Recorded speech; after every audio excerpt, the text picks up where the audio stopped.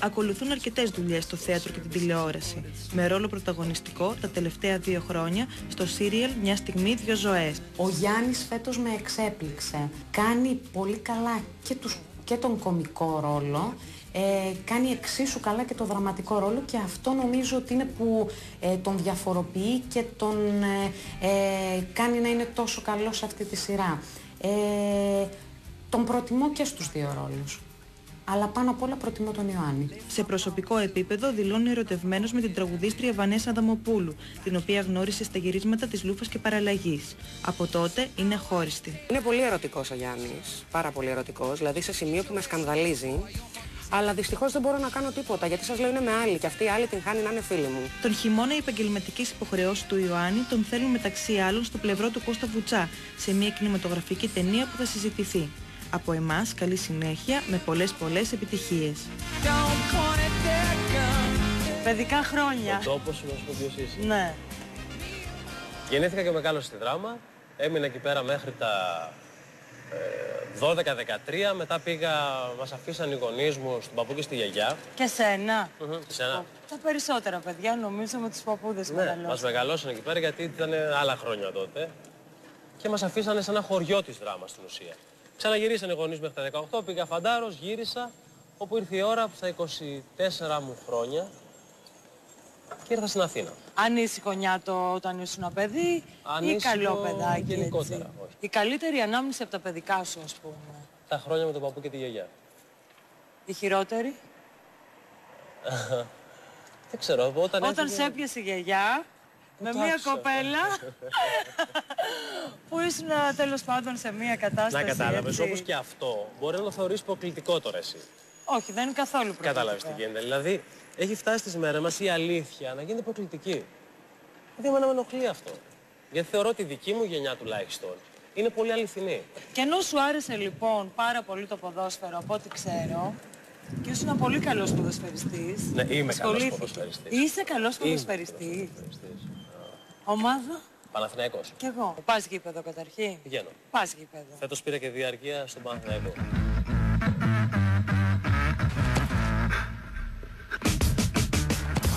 Οι περισσότεροι άντρες είναι κολλημένοι με το ποδόσφαιρο. Ειδικά όταν τους προσφέρεις μία μπάλα με τις υπογραφές ποδοσφαιριστών της ομάδας, συλλεκτικό κομμάτι, και τους φέρεις εδώ στο γήπεδο της Λεωφόρου. Αρχίζουν τα κόλπα. Λοιπόν, άσε αυτή την μπάλα και παίρνεις αυτή. Για να δεις δηλαδή. Ειλικρινά σου μιλάω, δεν υπάρχει καλύτερο μέρος ναι. που θα μπορούσε να φέρεις. Πουθενά, σε ολόκληρη την Αθήνα. Και ξέρεις γιατί σε έφερα. Γιατί, για πες μου, για να έχω 2 μπάλες. Πρώτον, όχι, για να έχεις μία μπάλα αυτή. Ωραία. Έτσι. Και δεύτερον, για να πάρω ένα μεγάλο φιλί. 100. Ναι. Και τρίτον, επειδή ξέρω ότι οι άντρες είστε κολλημένοι και με τα ποδόσφαιρα και με τα γήπεδα και με τις ομάδες, σε έφερα εδώ για να νιώσεις σαν στο σπίτι σου. Ακριβώς. Και να μου τα πεις όλα. Για τα γκολ της ζωής σου. Μετάνιωσα για οτιδήποτε έχω κάνει. Αλήθεια σου λέω. Γιατί? Είναι η πρώτη φορά που μπαίνω μέσα στο χορτάρι στη Λεωφόρο Αλεξάνδρα. Ναι. Και δεν το πιστεύω. Αλήθεια. Θέλω να ξαναγυρίσω τον χρόνο πίσω, να ξαναγίνω 16-17 που έπαιζα μέχρι και αεραστεχνικό που πήγαινα επαγγελματικό. Ναι. Και να μην πάω να δώσω εξετάσεις, να πάω να γίνω ποδοσφαιριστής. Πω τι σου έκανα. Δεν υπάρχει, δεν ξέρω, αν το καταλαβαίνω, δεν υπάρχει πιέστηση. Δεν υπάρχει. Λοιπόν, εγώ σε έβλεπα και μιλούσα εδώ με τον κύριο που είναι υπεύθυνος του γηπέδου και μας 36 χρόνια. πάρα πολύ τον Παναθηναϊκό. Μας άνοιξε το γήπεδο της Λεωφόρου που είναι ιστορικό έτσι. Μεγάλη ιστορία, 100 χρόνια Παναθηναϊκό. Και μακάρι να κάναμε το γήπεδο εδώ. Μακάρι. Τι ήθελες, Μόνο εδώ ήθελα. Εγώ αυτό είχα πει. Να κάναμε το γήπεδο εδώ πέρα. Γίνεται νομίζω πολύ πιο γίνεται στο βοτανικό. Σύγχρονο και πιο... Ναι, απλά μακάρι να το κάναμε εδώ. Εγώ θέλω τα γκολ της ζωής σου, μου πεις. Τα γκολ της ζωής μου. Ναι. Ποια είναι μέχρι σήμερα τα γκολ της ζωής σου? Τα γκολ της ζωής μου. Τίποτα. Γκολάκια. Γκολάκια. Ναι. Κολλημένος πολύ με το ποδόσφαιρο. Είμαι... Ναι, πάρα πολύ. Εμείς οι γυναίκες έχουμε και μια γκρίνια. Όταν παίζει η ομάδα του συντρόφου τέλος πάντων, έχουμε ένα θεματάκι. Σ' αρέσει η μπαλίτσα, έχουμε ένα θεματάκι με τους συντρόφους. Η δικιά σου σύντροφος έχει θέμα? Όχι, πάνω στην μπάλα υπάρχει η γνωστή γκρίνια της γυναίκας, υπάρχει πάνω στην μπάλα. Υπάρχει, δεν υπάρχει. Είπε ότι τι θα δεις απόψε, μπάλα. Ναι, μπάλα. Καλά, εγώ θα πάω για καφέ. Δεν ξέρω, θα δω που θα πάω. Μπορεί να βγω και γκόμενο, αλλά μην δεις την μπάλα, ας πούμε. Ξεσυνετό διαβάζει. Όταν ήμουνα στη Δράμα ακόμη, λέγαμε με ένα φίλο μου, τον Γιώργο τον Πετρίδη, όπου θα σε κάτσει και την παντρεύτηκε, ότι λέγαμε, σήμερα τι έχει, Champions League. Λοιπόν, μεγάλη θα φέρει μια γκόμενα. Αυτό ισχύει. Τέλειο. Ότι είναι όλες οι γυναίκες μόνες τους όταν παίζει Champions League. Εσύ δεν ζηλεύεις. Ή όταν τελειώνει. Όχι, εγώ είμαι το από αυτούς που βλέπουν Champions League. Ναι, αλλά μετά όταν τελειώνει το μάτς και ψάχνεις εκεί στα κινητά να βρεις την καλή σου. Δεν έχουμε φτάσει μέχρι εκεί πέρα, όχι. Ναι, δεν έχουμε. Να σου δόξα δράμας, πιτσιρικάς. Φουλ δόξα δράμας και ακόμη δόξα δράμας μετά τον Παναθηναίκο. Παίζει λοιπόν η ομάδα σου. Ναι. Ο Παναθηναϊκός συγκεκριμένα. Ένα κρίσιμο μάτς. Αλλά παράλληλα είναι το πρώτο σου ραντεβού με τη Βανέσα Δαμοπούλου, ας πούμε. Ρε τι κόντρα. Λέμε τώρα. Ξέρεις τι μου θυμίζεις. Όχι, αυτή την ερώτηση μου την έχει κάνει η κοπέλα. Που λες τώρα, ξέρεις τι μου ερώτησε. Ήθελε να σε Δηλαδή, μου λέει, άμα έπαιζε ο Παναθηναϊκός. Ναι. Και εσύ έπρεπε να πας σε μια πολύ σημαντική δουλειά, τι θα έκανες? Θα έβλεπα τον Παναθηναϊκό. Ναι. Και άμα ο σκύλος, οτιδήποτε αγαπάς τώρα, εσύ που θες, θα το βάλω στη σύγκριση. Ναι. Καταλαβαίνεις? Έτσι κάνουμε. Θα έβλεπα το μάτς. Να σου πω κάτι. Μετά την υποκριτική έχω μια αρρώστια.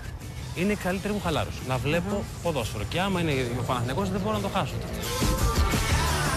Είμαι φύλαυτος. Ζω το παιχνίδι πραγματικά. Δηλαδή και βρίζω και τόνα και τ' άλλα και τ' άλλα. Αλλά είμαι από αυτούς τους ανθρώπους και ελπίζω να είναι και άλλοι πολλοί ότι με το που θα τελειώσει το μάτς, χάσουμε, κερδίσουμε, εγώ θα χειροκροτήσω την ομάδα. Να παίξουμε μπάλα. Να παίξουμε. Και δείξε μια μπαλίτσα. Για να δούμε. Κοίταξε για να μαθαίνεις. Ωραία. Λοιπόν, κάτσε να σου δείξω το καλό. Λοιπόν, να δω εδώ.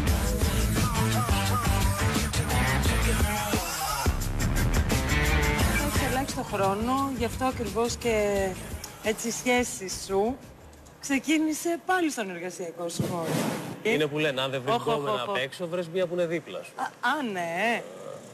Εγώ οφείλω να πω ότι τη Βανέσα, ας πούμε, τη γνώρισα στην εκπομπή του Θέμου Αναστασιάδη.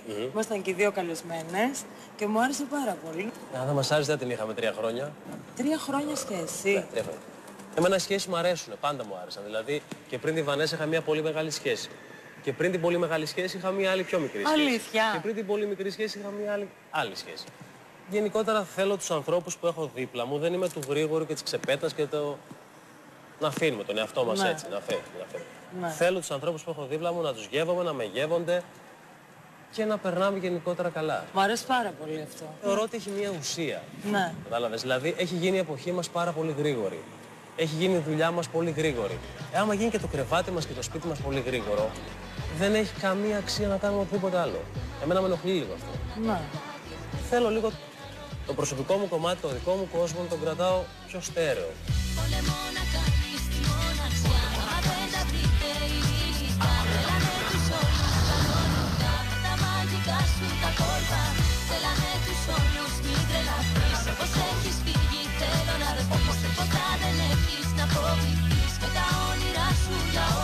Ποιο ήταν το πρόσωπο κλειδί για σένα που σε έσπρωξε λίγο προς την ηθοποιία, ας πούμε? Νομίζω ότι το πρόσωπο κλειδί ήταν η φίλη μου, η Φέη, μια κολλητή μου από τη Δράμα, τέλος πάντων, η οποία είναι κριτικός κινηματογράφος στην Ιταλία. Ναι. Και ο φίλος μου ο Γιάννης από τη Δράμα, που μου είπαν ότι γενικότερα πρέπει να πάω να γίνει ηθοποιός. Εγώ είχα καταλάβει... Εσύ έπαιζες πιτσιρικά σε παραστάσεις στο σχολείο? Το μόνο που θυμάμαι ότι είχα παίξει σε μια παράσταση στο σχολείο, ένα σκέτς, και είχα κάνει ένα παπά. Όπου σε όλη την παράσταση το είχαμε κάνει σε μια καμάρα. Όπου το σαλόνι ήταν πίσω από τις καμάρες. Και εγώ έπαιζα σε αυτό τον καναπέ. Όπου οι θεατές ήταν από εδώ. Και σε όλη την παράσταση δεν με βλέπει κανείς γιατί κρυβόμουν πίσω από τις καμάρες. Καθόμουν σε αυτόν τον καναπέ. Ντρεπόσουνα. Πάρα πολύ. Πολύ, Πάρα πολύ.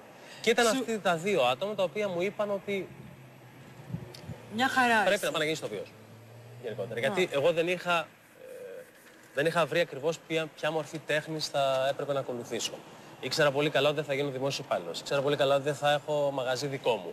Ήξερα πολύ δεν καλά... το έχεις για έμπορος. Δεν το έχω. Δεν το έχεις για έμπορος. Ζωγράφιζα, τραγουδούσα, έγραφα. Τραγουδούσες. Απλά δεν είχα καταλάβει τι πρέπει να κάνω. Τραγουδάς ωραία. Δεν ξέρω. Νομίζω πως το έχω. Μια χαρά είναι. Έχετε κάνει και ντουετάκι? Θεωρώ ότι οποιοδήποτε παιδί Αλλού το πάω τώρα εγώ, εσύ επειδή δεν τα έχεις. Όχι, να το πάμε εκεί που Θεωρώ θέλουμε. ότι κανένα παιδί δεν μπαίνει στο Εθνικό Θέατρο αν δεν έχει καλή φωνή. Εδώ μεταξύ σε κοιτάω και μου αρέσει πάρα πολύ το στυλ σου, αλήθεια στο λέω. καλά, Μου αρέσει το ευχαριστώ. τατού, για να το δω λίγο. Τι είναι Το αυτό? The End. Πού? Είναι το πιο πρόσφατο τατού.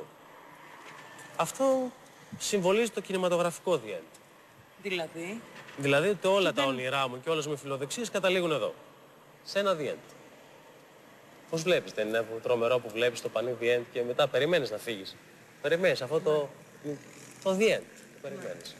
Θα σου πω κάτι, έχεις πολλά τατού? 5 ή 6 κάπου. Έχεις, δεν πονάνε. Πονάνε. Πονάνε πολύ.